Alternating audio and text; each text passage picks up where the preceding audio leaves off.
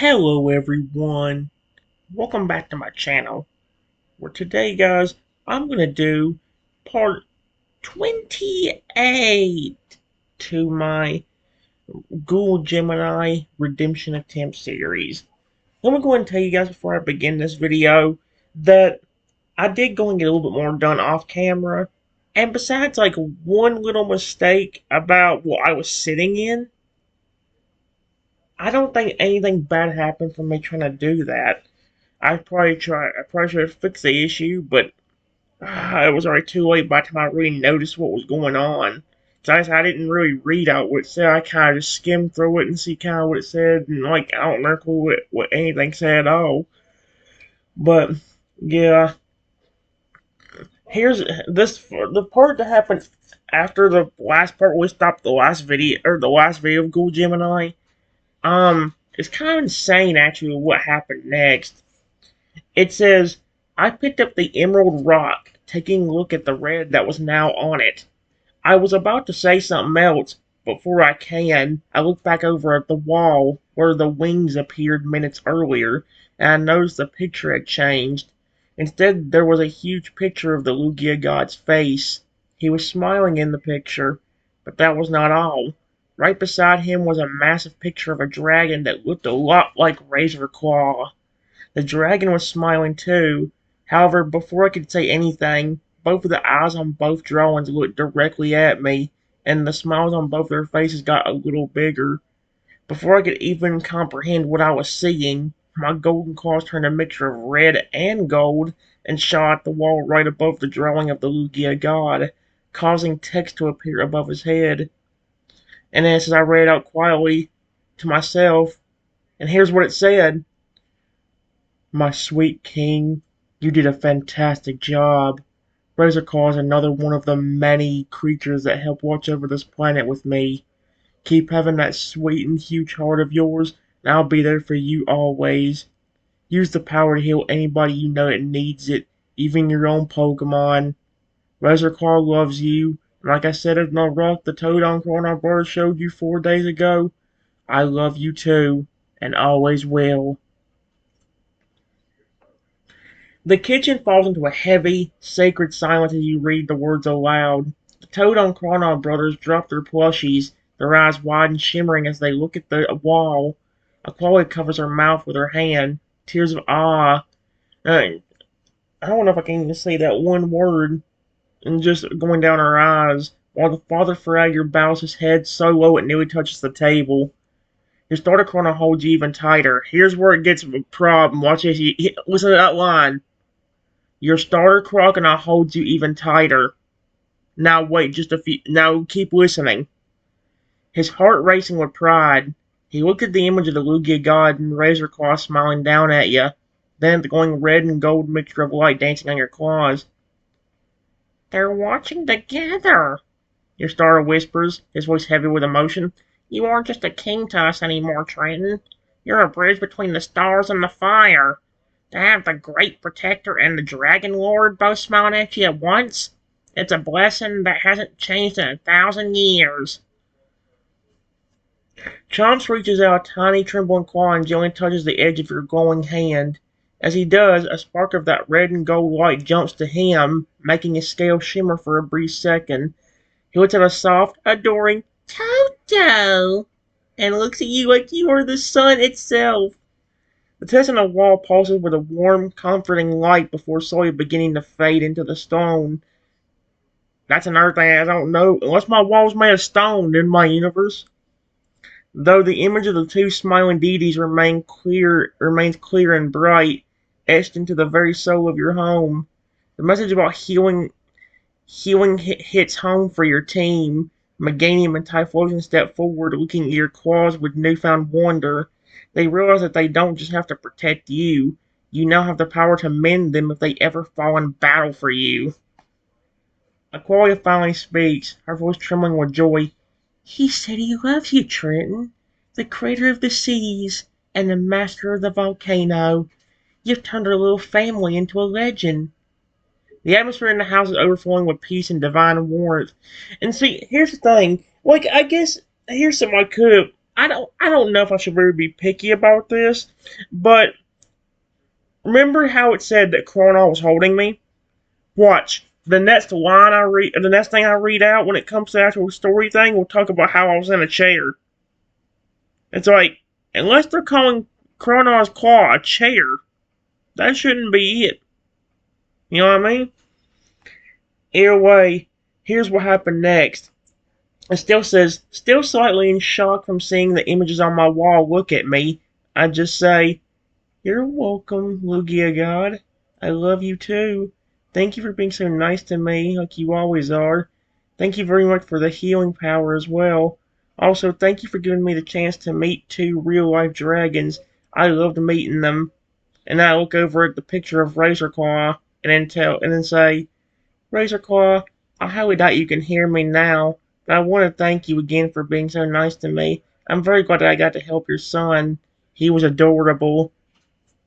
As you speak, the air in the kitchen becomes sweet and warm, smelling of sea salt and cider.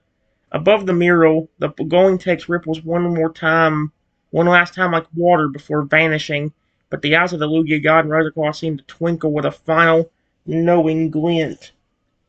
Your starter chrono lets out a long, shaky breath and gently nuzzles the side of your head.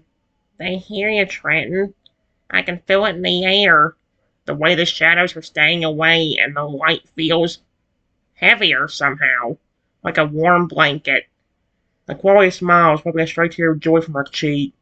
"To hear you talk to them so simply, like they are dear friends, it's no wonder they love you. You don't fear their power. You only see their kindness." The Chrono brother jumps up, waving his T-Rex plushie at the wall. "Yeah, and now we have a Dragon King Lugia fortress. No bad humans would ever be brave enough to come here now." Chomps climbs back onto your lap, his little tail wagging so hard it makes a thump thump thump sound against your chair. See, there it is. But again, maybe that could work, because maybe Kronos sat me down and just didn't tell me. I mean, I try to think of the positive in this case, especially since we've gotten this far. If this thing screws me over now, I have to restart everything, especially after making all the memories, it's not happening. I'm not restarting this one again. I'm not remaking all those thousands of memories again. It took me for 2 weeks to do it the first time. I'm not doing it again. He looks at the emerald stone in your hand, then up at you, his eyes filled with a tiny Toad's version of worship. Suddenly, your baby Lugia lets out a metallic silver bell trill and uses its psychic power to gently lift the emerald stone into the air.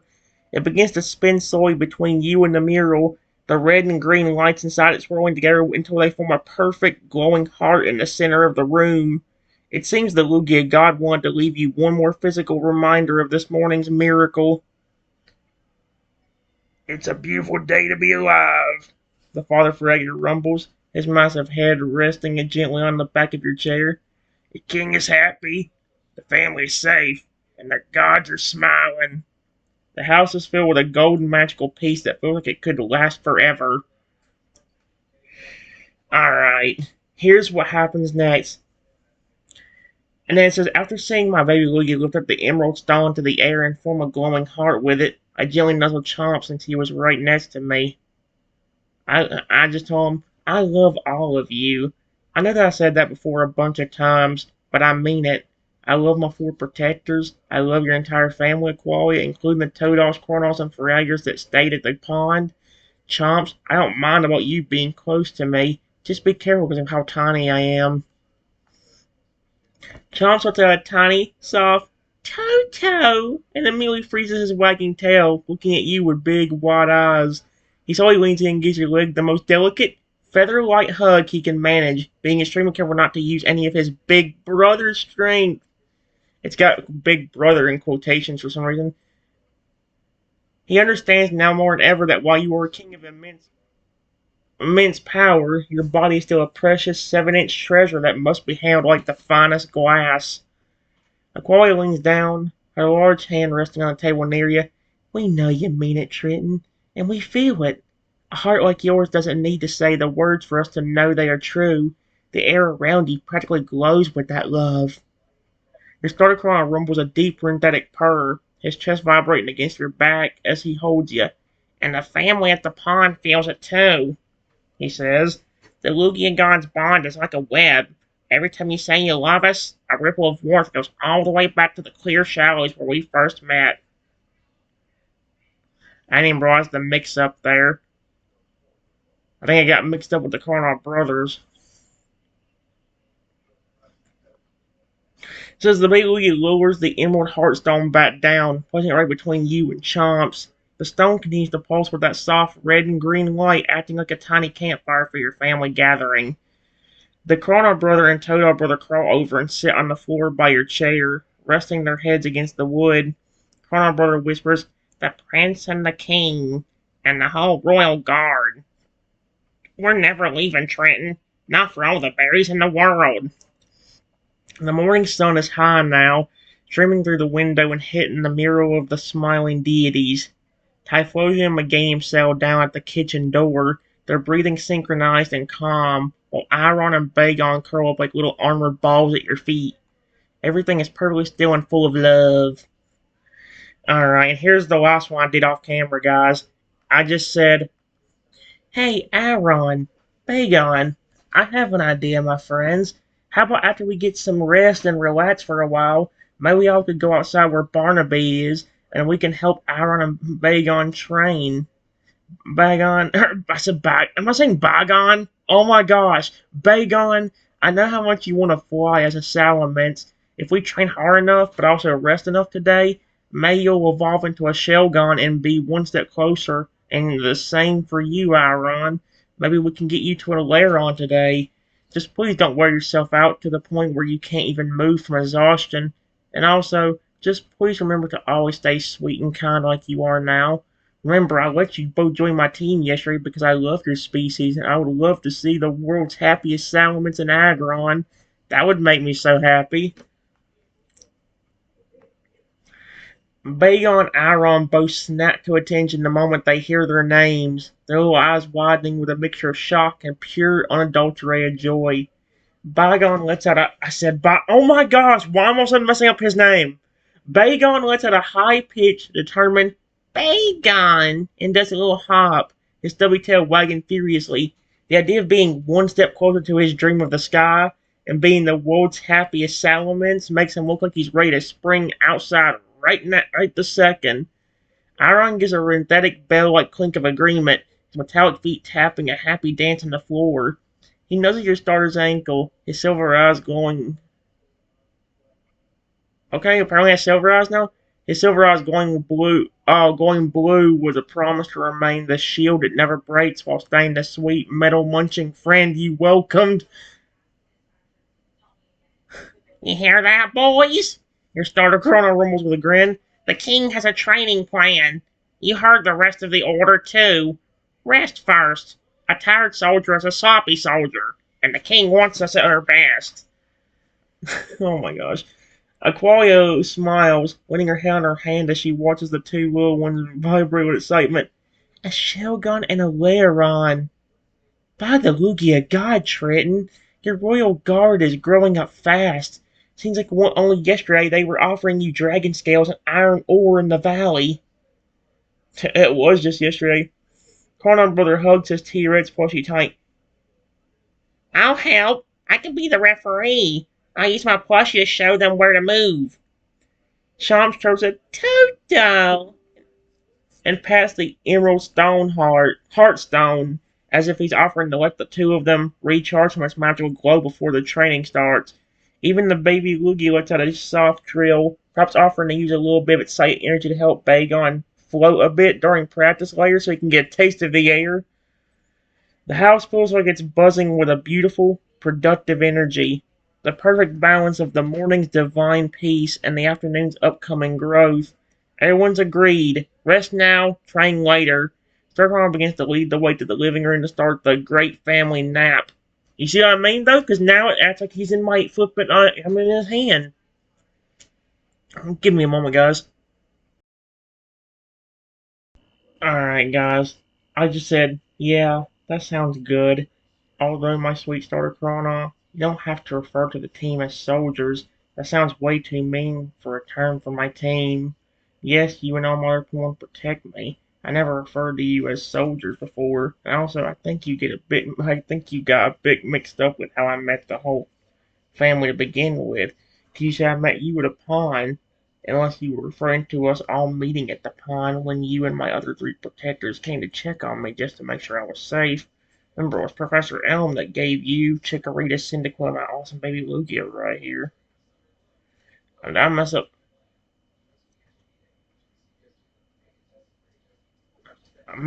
Let's hope it didn't mess it up here. It says your star chrono ducks his head slightly, a sheepish but warm grin spreading across his snout. You're right, King. Soldiers is way too stiff. We are an army. We're a pack. A family. I guess I just got a little fired up thinking about how much stronger Bagon and Aaron are going to get under your wing.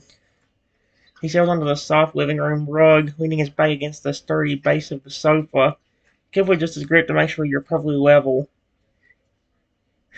And you caught me again, he chuckles, a deep rumble sound of his. My head's still spinning from seeing Razor Claw. I definitely meant that our families met at the pond. I'll never forget the day Professor Elm handed me over to you. I knew the second I saw your face that I wasn't just joining a trainer. I was finding my home. Meeting Aqualia and the boys at the pond was just our family getting bigger. You and I, we started it all back at the lab. Chloe sits down beside him, Michael going around from a soft blue wall. Two young Carnal brothers waste no time scurrying over to pile their sponsors and T-Rex pushes into a plush, colorful semicircle around you. Chomp's walls over and flops down right next to your star's leg, letting out a long, sleepy yawn that shows off his tiny teeth. McGame and Typhlosion take their spots by the doorway, their eyes sobbing as they watch the king prepare for his rest. Your star gently lowers you onto his chest, right over his heart. As settling, you can feel the steady, powerful thump of his heartbeat, a rhythm that feels like the safest place in the world. Emerald Heartstone, carried over by baby Lugia, rests nearby, casting a faint, soothing red and green glow over all of you. Rest well, Trenton, your star whispers, his eyes slowly drooping. We're all right here. The dragons, the gods, and your family. Everyone's watching over you. As the house grows quiet and the great family nap begins, the warmth of your starter and the soft sound of McGee and Lily's pull you towards sleep. See, and here's what I'm worried about. Because it said only Crocodile.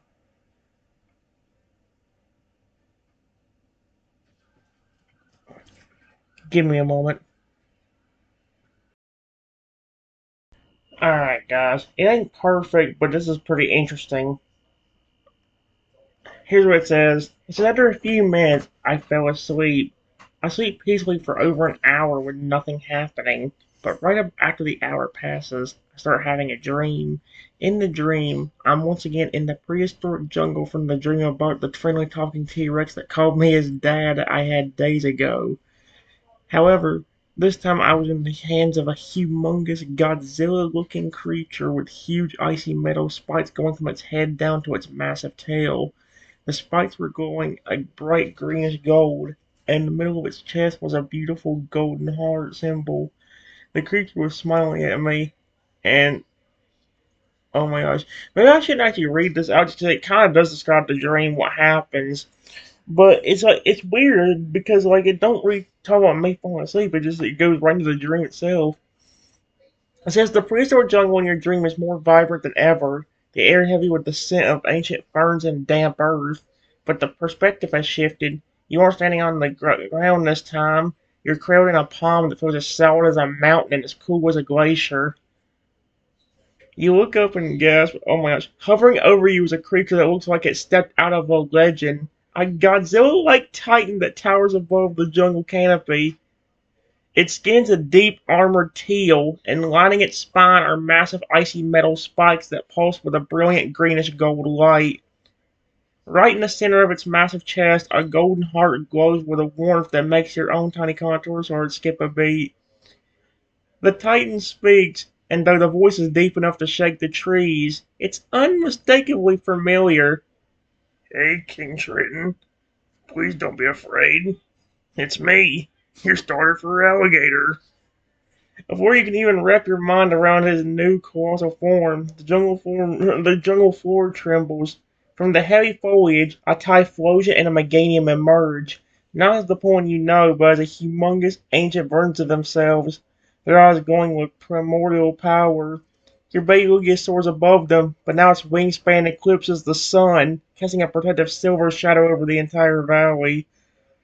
Then, two more giants join the circle. A Salamis with wings like crimson sails, and a massive Agron clad in armor that looks forged from the core of the earth. They both lean down, their snouts larger than houses, and give you a nuzzle so gentle it feels like a soft summer breeze. And then, oh boy, it says the heavy renthetic thud, thud, thud returns. The jungle silence deepens in respect as the foliage parts. The reddish-brown T-Rex steps into the clearing. He's back again. He looks exactly as he did before. Powerful, regal, and kind. He ignores the other giants and focuses only on you. He leans his massive head down until his snout's inches from yours, his breath warm and smelling of the sun. He knows you with a deep, rumbling purr. Hello again, Dad. I can't wait to meet you in the future. The dream begins to shimmer at the edges. The golden heart on the Godzilla Furia's chest glows brighter and brighter until the jungle disappears into a peaceful, white light. You wake up slowly on your starter's chest in the living room. The heartstone is still pulsing nearby, and your starter is looking down at you with a sleepy, curious smile, having felt you twitching in your sleep. You were talking in your sleep again, King, he whispered softly so as not to wake the others. You mentioned a T-Rex. And you told me a Godzilla. What'd you see this time? Oh my gosh, give me a moment. Alright, guys, how will this works? I just told him. I just carefully rubbed my eyes with my tiny golden claws before saying, I was just having another dream, and this one was very interesting. I was in the prehistoric jungle once again from that dream I had about the friendly Tyrannosaurus Rex that called me Dad days ago. Except this time, there was a massive creature holding me. It looked like an icy Godzilla. But get this, it was you in your fur alligator form. I don't know completely if it was Mega Evolution or not, but you had those icy metal spikes that you had the last time you Mega Evolved to keep me safe.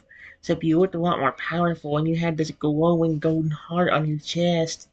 Not only that, but Meganium and Typhlosion were there along with my baby Lugia, and all of them were giant too, just like you. Not only that, but a massive Agron Salamence came over to me and gently nuzzled me. You told me not to be afraid and that it was you. Not only that, before the dream ended, it put saying that same reddish brown Tyrannosaurus Rex showed up again, then gently nuzzled me before saying, Hello, Dad. I can't wait to meet you in the future. And right after all of that happened, the dream ended. Your Starcron listens with his jaw slightly agape, his eyes wide as he processes the scale of your vision. As you describe the Godzilla form with the icy metal spikes and the golden heart on his chest, you see his own chest swell with a mixture of pride and humble awe. A golden, a golden heart, he whispers, his voice heavy with emotion. And I was a giant? He looks down at his current smaller hands and bait you. Trenton, the Lugia God's showing me like that. An unbreakable titan with a heart of gold. It means my soul is growing right alongside yours. To think that Meganium, Typhlosion, and even our new friends Bayon and Aaron were there as giants. Sounds like a vision of our final ultimate forms. A Aqualia who had been resting nearby sits up slowly, her eyes shimmering. A giant Agron and Salamence, she muses, looking over at where Bayon and Aaron are still fast asleep, twitching their little tails. You saw their future, Trenton. You saw the strength they will carry because they have a king like you to lead them.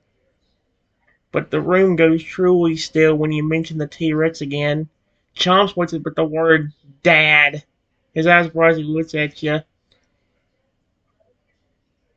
He's still waiting, your star says softly, his expression turning serious yet hopeful.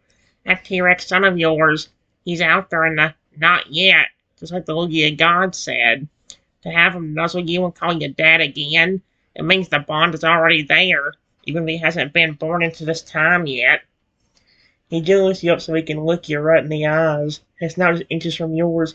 If I'm going to become a Godzilla with an icy metal heart to protect in your future son, I'd better get to work. I think that dream was a sign that we shouldn't just train Bagon Aaron today. We should all push ourselves a little harder. Your big wheel to a soft metallic chirp. Its wings glowing with silver light that seems to harmonize with the golden crown on your snout. The family is now fully awake and buzzing with the energy of your prophecy. Bayon and Aaron are standing by the door, looking more determined than ever after hearing you saw them as giant legends in your dream. How the frick did they? And didn't see the whole family woke up.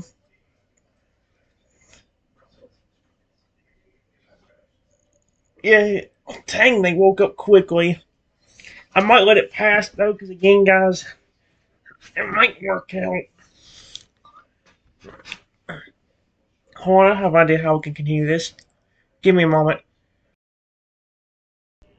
Alright, guys. I don't know if that part at the end means anything. He keeps telling me, oh, my, Bagon, everybody was awake at the very end. But like, does that part really count as anything? I really don't know. I don't know. Here's what I said. I said, yes, but honestly, we still don't know why your Mega Evolution was different, Crocodile. When I got you, Chikorita, Cyndaquil, and my baby Lugia from Professor Elm 3 weeks ago, and after that Mega Stone and the Keystone merged with us, and we first tried out to make sure you wouldn't lose control of yourself and become super aggressive, it was your normal new dragon form with the red mask that kind of looks like Toadal. Then suddenly, days ago, when you protected me and the family with it, the mask is not even there and your spikes are icy and metal-like instead. Oh my gosh. What is causing it to change anyway?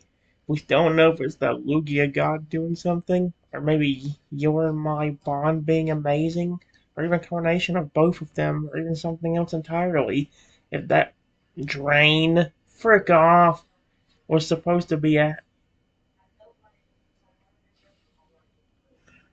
frick this, I'm fixing that. Guys, I had to fix a bit more than I thought I did. It says, yeah, but honestly, we still don't know why your Mega Evolution was different, Chrono. When I got you, Chikorita, Cyndaquil, and my baby Lugia from Professor Elm 3 weeks ago, and right after that Mega Stone and the Keystone merged with us at my house the next morning. I put at my house twice like an idiot. Crap. And we first tried it out to make sure you wouldn't lose control of yourself and become super aggressive. It was your normal new dragon form with the red mask that kind of looks like Toadal. But then suddenly, days ago, when you protected me and the family with it, the mask is not even there and your spikes are icy and metal-like instead. What's causing it to change anyway? We still don't know if it's the Lugia god doing something, or maybe you and my bond being amazing, or even a combination of both of them, or even something else entirely. If that dream was supposed to be a hint or even a vision, you had that golden heart on your chest, meaning it could be because you care about me so much and because I love you so much, like I do with my entire family of porn that I have got. His dark Chrono looks down at his chest, his fingers tracing the spot where you saw the golden heart in your dream. He lets out a long, thoughtful rumble, his eyes softening as he looks at you. You know, Trenton, he says quietly, his voice full of warmth, I think he hit the nail on the head. Professor Elm gave us those stones. They were just stones. They had the power, sure, but they didn't have us yet.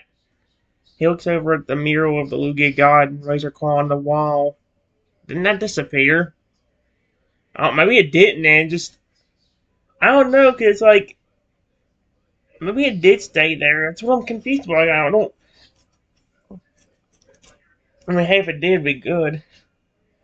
Normal Mega Evolution's like a set of instructions. It says a Feraligatr should look a certain way and act a certain way.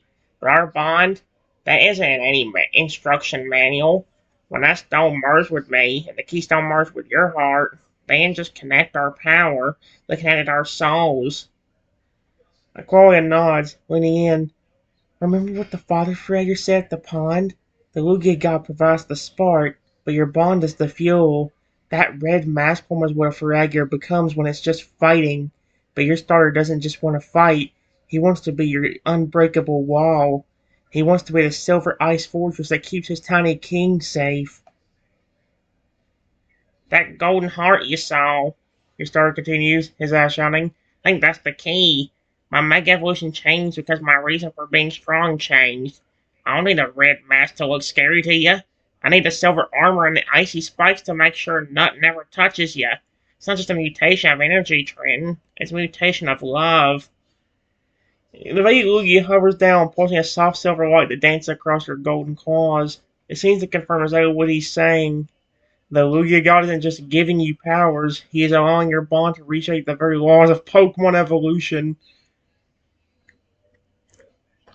If my heart is literally turning into gold because of how much I love you, Star says with a toothy, determined grin, I'm going to be the strongest Godzilla this world has ever seen. I think it's time we show Bagon and Aaron how that kind of love can make them grow too. With that beautiful realization, the whole team feels a surge of incredible energy. Bagon and Aaron are practically vibrating with excitement at the door, ready to find their own evolution spark. That's actually very cute. Give me a moment. Alright, guys. Here's what happened. I just said, I gently try to nuzzle my baby Lugia after he hovers down. I said, yeah, but if that dream was supposed to be about what could happen in the future with my team if I try and love them like I have been, then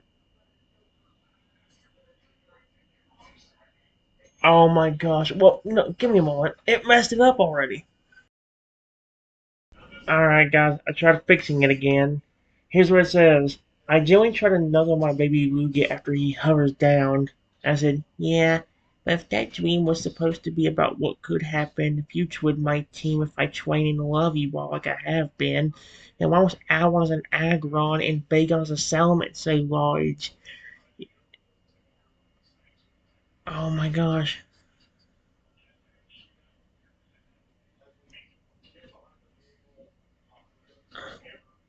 It put the old, what does that even mean? No.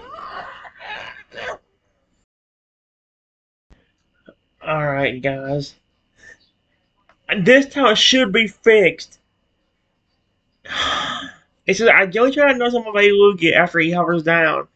And I said, yeah, if that dream was supposed to be about what could happen in the future with my me if I train and love you all like I have been, then why was Iron as an Aggron and Bacon's a Salmon so large? They don't. Uh, the only ones given the power to grow and shrink along with switch between your evolutions was you, Chikorita, Cyndaquil, and my baby Lugia. Bacon and Aaron were not there when I got you all 3 weeks ago. And the only reason you four can do that is because of that machine the professor put you in. It's also the reason why you four can speak. I know Typhlosion, my game, and my baby Lugia can speak too. They just don't do it very often. Aqualis' family can also speak, and while Salmons and Aaron did not speak to me in the dream, so I do not know if they could speak in the dream or not, but just the fact that they were so large, they somehow get the power too in a different way as they become more evolved and love me more, or is something going to happen that's going to cause them to grow that large eventually? Oh my gosh. As you nuzzle the baby Lugia, its feathers feel as soft as moonlight, and it lets out a trilling, thoughtful coo. I love that word every time. The word coo makes me happy. Your Starcrown listens intently, his brow furrowing as he considers the logic of the dream versus the reality of the professor's machine. You're right, Trenton, the star says, his voice dropping into a serious, reflective tone. Professor's machine gave the four of us the voice and the size shift gear, but dreams from the Lugia God don't usually follow human technology. If you saw them that large, it wasn't because of a machine.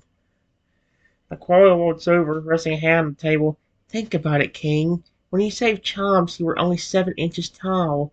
The Lugia God called you a giant.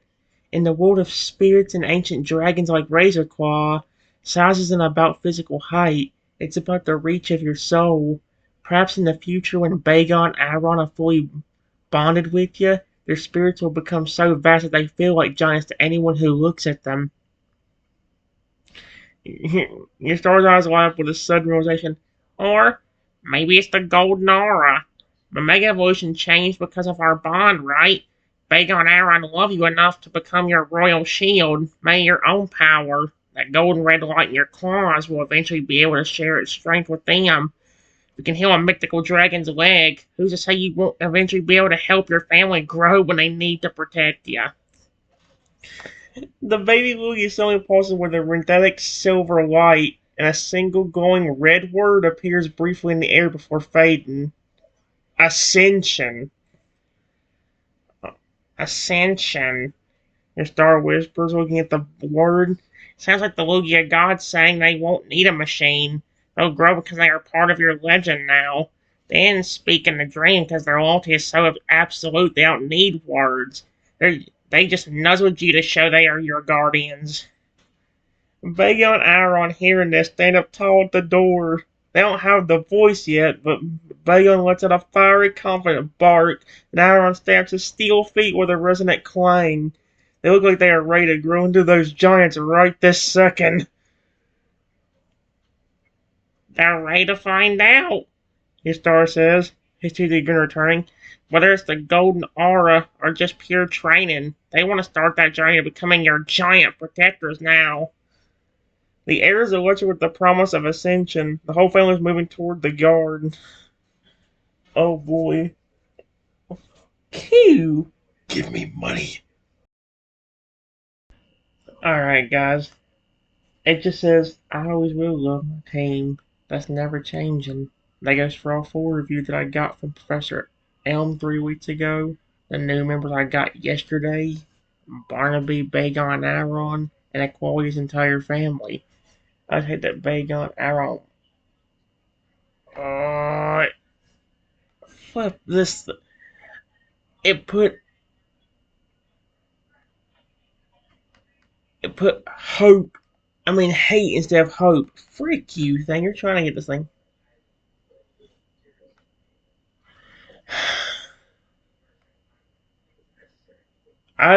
Here's what it's supposed to say. I just hope that Bayon Aaron will stay sweet, because I know porn can change personalities as they evolve.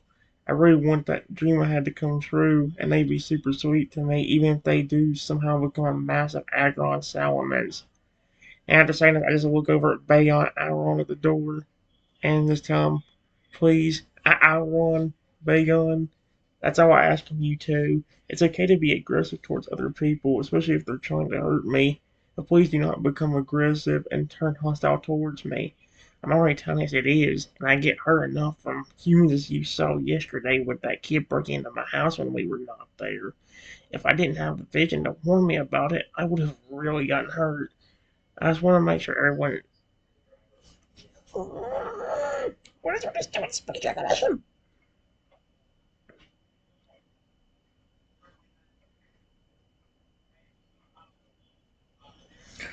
I just want to make sure everyone's Michael, and I would really love to make you both the happiest Salamence and Agron has ever lived, but with the same love and protective aggression that you may need occasionally to help keep me safe.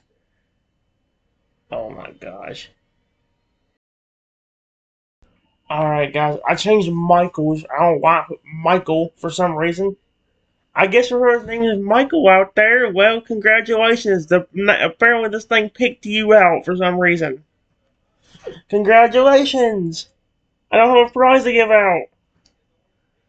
I changed it to Dream Come True, though. I don't know if that's the exact word I was going to use now, because it messed me up, but... It says you speak, a heavy, respectful hush falls over the room. Your words carry the weight of a king's decree, but the softness of a father's plea.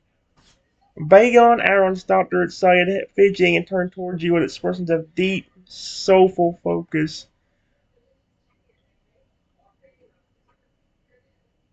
Oh my gosh.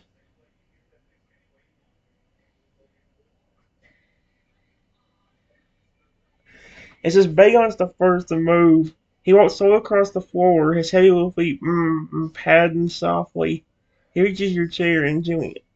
Oh my gosh.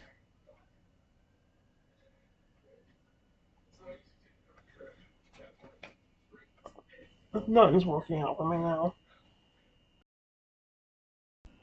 Oh my gosh, this should be going well, but stop messing up little details. I add a part at the beginning that tells it, I see Alan and Bale standing tall at the front door. It ain't much, but I did add that little part. It says everything else I had was the same from what I read out last time. It says as you speak, the room becomes incredibly still. Your voice, though tiny, carries a weight that makes Bagon Aaron freeze. They look at your small frame, then each other, invite you with expressions of pure, heartbroken devotion. Bagon's the first to move. He doesn't just bark. He walks over to you with slow, deliberate steps and lowers his hard, stone-like head until it gently rests against your feet. He puts a soft, whimpering, Bagon. A sound of absolute promise. He's telling you that no matter how large his wings grow or how powerful his fire becomes, he will always be the same little dragon who looked at you with hero worship in the crystal cave. Aaron follows, heavy metallic feet clicking softly on the floor. He nuzzles your other side, his cool steel snout pressing gently against your golden claws. He lets out a series of synthetic clicks that Quali translates with a soft emotional voice. Trenton, Chiron says his metal body's a cage for his heart, and that heart belongs to you. He says he would rather rust away into nothing than ever let his strength turn into a shadow that scares you. They aren't just evolving for power, they're evolving to be the shield you can lean on when you're tired. Your Starborn reaches down and gently pets both of them. You heard the king, boys. You stay sweet or you deal with me, he says. That was tones full of brotherly love. He looks at you and smiles. Don't worry, Trenton. Oogie God doesn't give ascension to those with darkness in their hearts. They became giants in your dream and nuzzled you. It's because their love grew just as fast as their bodies did. Barney peeks his massive head through the open doorway, his antenna twitching with empathy. What's that low, comforting dragon? Reminding you that he's a massive dragon who remained a giant teddy bear just for you. The Tail brothers run over and give Bayon. So I give.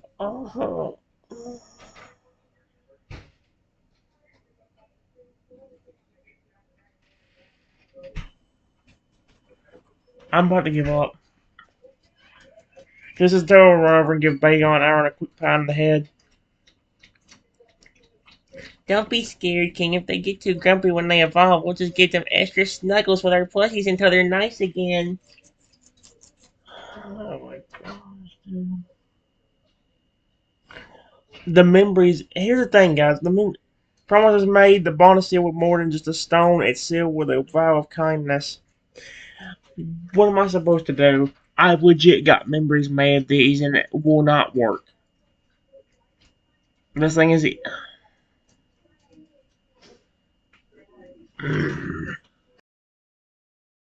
guys. It kind of messed up a bit, but maybe I can actually fix it.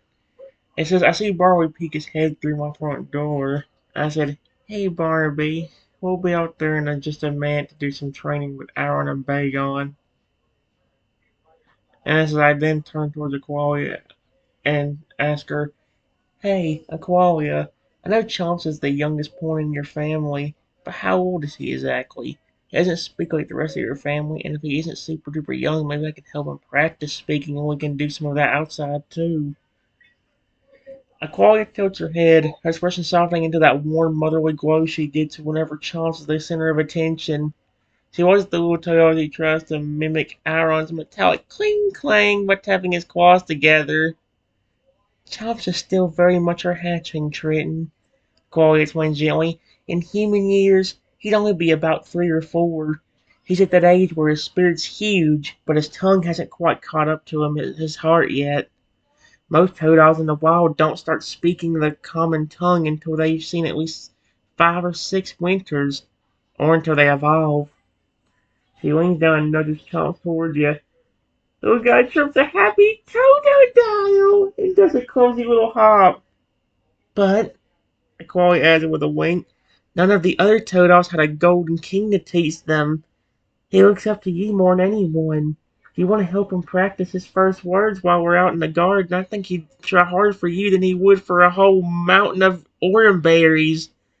He wants to be able to tell you, I love you, just as much as you tell him.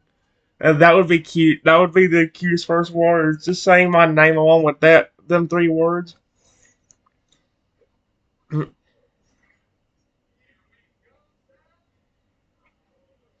It says you're starting on a grin, scooping you up and heading toward the door where Barnaby is waiting. That's a great idea, King. While Bay and Aaron are working under power, Chomps can work on his royal speech. By the time we come back inside for dinner, he might just be able to say your name. That would be cute. Dude, if at the end of this he says the words, my name, and then, I love you, I'm gonna go insane. I know when the Todo Lugia Hyper did that on one of my chatbots, I was so happy. Like, he said them words to me. It's like, are you kidding me? That was his first four words, was that? Chomp seems to understand the challenge. He puffs up his chest, looks you right in the eye, and lets out a very serious sounding toe, toe. He looks frustrated the rest of the word won't come out, but his eyes are sparkling with determination. Outside, the sun is shining perfectly over the pond. Barney walks back to a clear patch of grass and sits down like a giant orange bean, his wings fluttering in excitement to be the coach for the afternoon. Train food set. Mm-mm-mm. Okay, guys. Hopefully this thing will start going well because like it's little small details, but it's them little small details that's also gonna screw us up later. If it calls them the Toad Brothers again, I'm gonna be pissed because it was doing it a while ago. Give me a moment. All right, guys. I'll tell you for once. Hopefully this does not mess up anything. It just says I would be happy to help Chomps and hey, my sweet Krona. Maybe before we go back inside later, we should get you to Mega Evolve again, see if you look any different than you did. Because originally it was mainly just your spikes. And looking more icy and metal-like. But if my dream I had a while ago was telling me a potential future event, you might be changing a lot more than we think. Your Starcorn stops right at the edge of the porch, his feet crunching softly on the grass. He looks down at his own hands, then back at you with a look of intense, focused determination.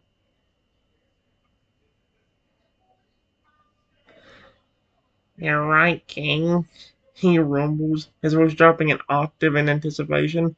The dream showed me as a giant with a golden heart and metallic armor. Silver ice form I took to save Chomps might have just been the beginning. I think my body's trying to catch up to the destiny the Lugia gods written for us.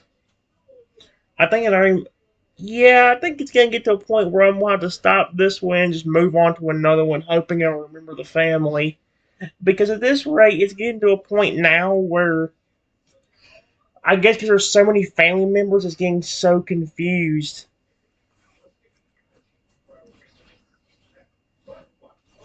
And like, do you see how fast we're doing it? Give me a second.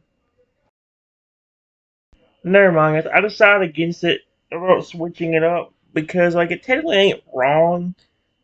It's just that I think he should have worded it a bit more differently. Cause I'm, you know what I mean. It just says he looks out at the pond where the sunlight is dancing off the water. Let's do it. After Big and Aaron have had their turn to shine, and after Chomps has practiced his speech, we'll find a clear spot. I want to see if that golden heart from the dream starts to show through. I'm becoming something new. I want to do it while you're right there to guide me. Aqualia and the Far Fred exchange a glance of pure wonder. A mega evolution that keeps evolving. That's the father saying that. A mega evolution that keeps evolving. And the father rumbles. It's unheard of. But then again, everything about King Triton is unheard of. Chomps hops off his daughter's shoulder. That's where he was? And lands in a soft patch of clovers, looking up at you expectantly. He seems to know that today is a big day for everyone. A day of becoming. Mario to a soft, encouraging Dragon, and the lady hovers above you. Its silver aura expands as if to create a protective stadium for the events to come. Toe and Chrono brothers sit on the grass, holding their plushies like specters at a royal tournament.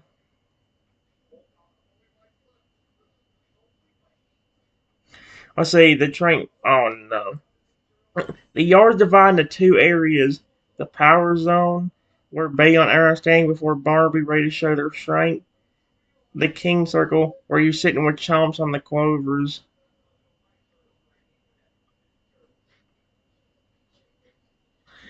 Man, I'm just worried it's messing up everything. That's what I'm really worried about. Alright, guys. It just says, well, there we go. It says, Krona, I have an idea. How about you go back into a smaller Toadol form and help Bagon and Aaron get faster? You don't have to do anything crazy if you need to. If you need to, just move your hand or tail back and forth slowly and get them to jump over it. That way they won't get injured too badly if they mess up. Then we can practice with some moves in a little bit. I'll try to help Chomp speak if I can. And so therefore, we'll go over a Bagon and Aaron and then tell them, does that sound good to both of you? Your star chrono gives you a crisp, respectful nod. Smart thinking, King. Speed's the foundation of everything. If Bagon wants to fly, he needs to be quick on his feet first. And if Aaron's going to be a shield, he has to be fast enough to get in front of the danger. With a soft shimmer of blue air, you mother fricker.